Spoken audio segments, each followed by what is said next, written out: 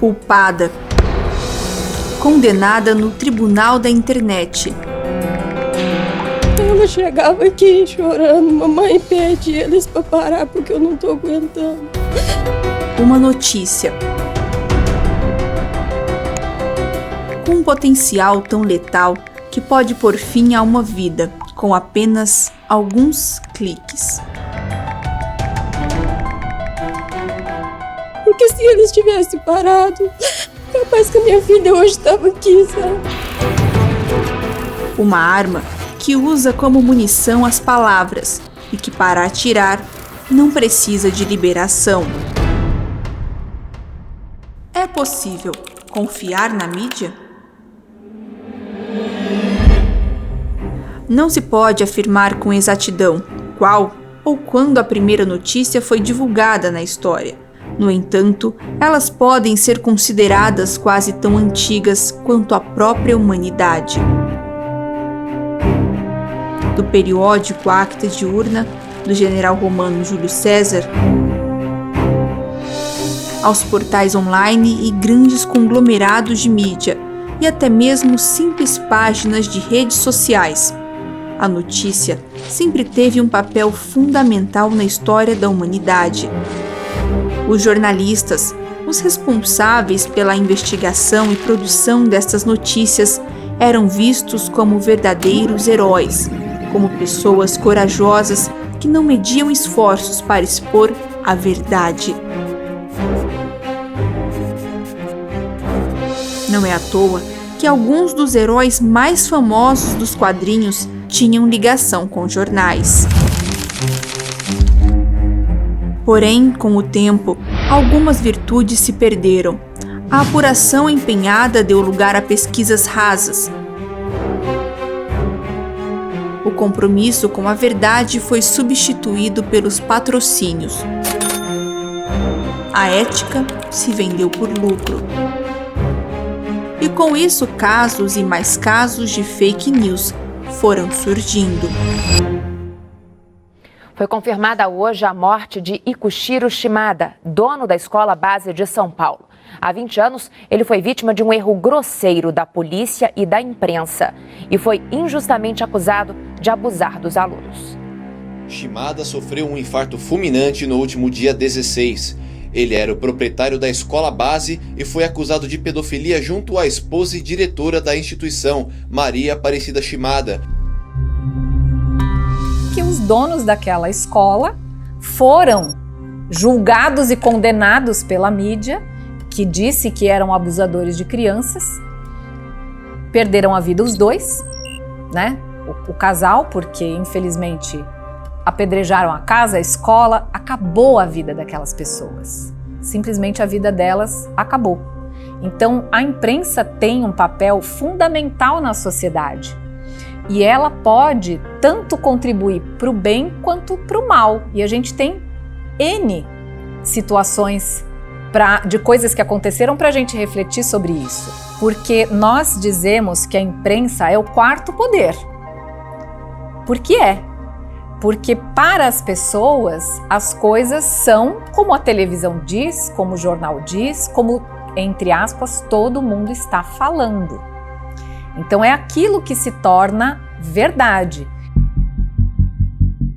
O poder de alcance e indução do jornalismo é tão grande que ele é capaz de narrar o passado. A Alemanha celebrou hoje os exatos 30 anos da queda do Muro de Berlim, um dos principais símbolos da divisão entre capitalismo e comunismo durante a Guerra Fria. Noticiar o presente.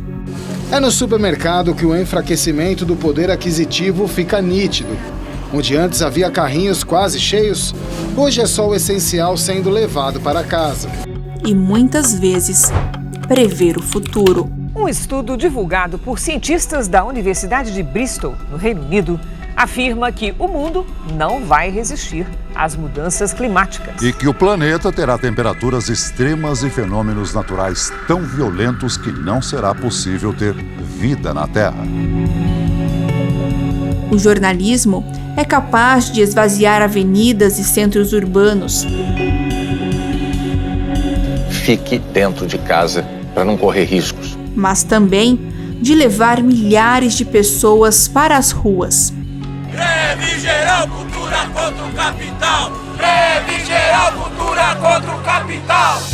Bom, primeiro a gente tem que entender que o noticiário, muitas das vezes, ele pauta a ação política. Muitas das vezes, a política ela vai responder a questões voltadas ou apresentadas a partir do noticiário. Nós tivemos na história política brasileira o noticiário interferindo, inclusive, na queda de presidentes. Ele nasce a partir de notícias, ele nasce a partir de notícias que denunciavam a corrupção naquele governo. Ou seja, a notícia, o noticiário, ela tem uma força muito grande para pautar assuntos, ou seja, determinar os caminhos que o governo ele vai seguir, como também para ajudar ou prejudicar o desempenho desse mesmo governo.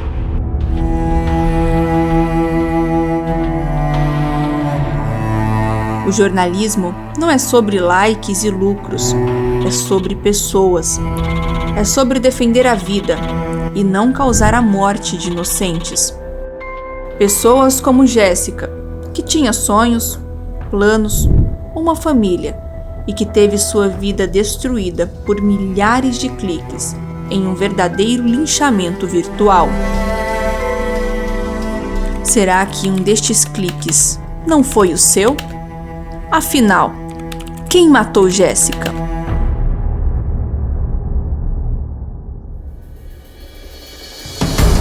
Diante de uma responsabilidade tão grande, nós do Pensa Brasil resolvemos assumir um compromisso com você. Por isso, nosso conteúdo será baseado em verdade, justiça e ética. Verdade, porque iremos apurar com afinco todas as informações recebidas para que não criemos ou divulguemos nenhum tipo de fake news e para que você não seja enganado. Justiça, pois nós seremos os seus olhos, ouvidos e a sua voz. Nós não queremos criar nenhum tipo de marionete política, pelo contrário, queremos ensinar você a pensar. Ética, pois não iremos nos vender. Os nossos valores são inegociáveis e são eles que irão nortear todo o conteúdo produzido. Esse é o compromisso do Pensa Brasil, com você, com a verdade e com o futuro. Enquanto algumas notícias matam, nós queremos te fazer pensar. Queremos que você entenda o seu papel e a sua relevância para a sociedade e para a democracia. Seja também um pensador. Pensa Brasil, sempre ao lado da verdade.